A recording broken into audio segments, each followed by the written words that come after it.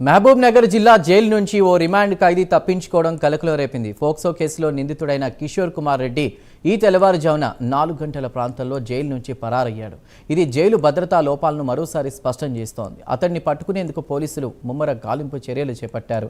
అమరచింత మండలం నందిమల గ్రామానికి చెందిన కిషోర్ కుమార్ రెడ్డి ఫోక్సో కేసులో గత 25 రోజులుగా మహబూబ్ నగర్ జిల్లా జైల్లో రిమాండ్ ఖైదీగా ఉన్నాడు.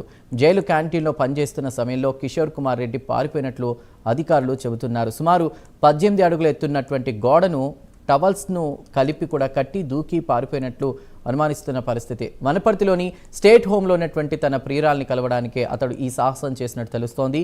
ఈ ఘటనపై కేసు నమోదు చేసుకున్న పోలీసులు అన్ని చోట్ల తనిఖీలు చేస్తున్నారు. పూర్తి వివరాల్ని మా ప్రతినిధి హరిశంకర్ అందిస్తారు. హరిశంకర్, ఏంటి అప్డేట్?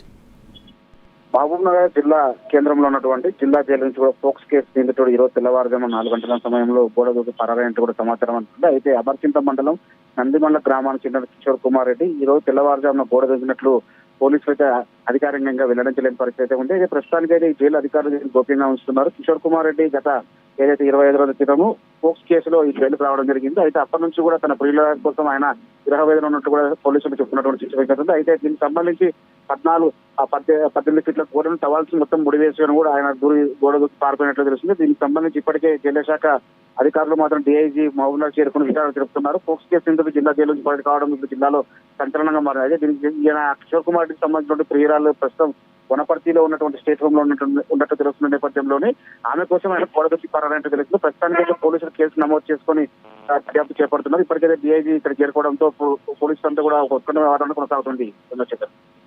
Right, thank you.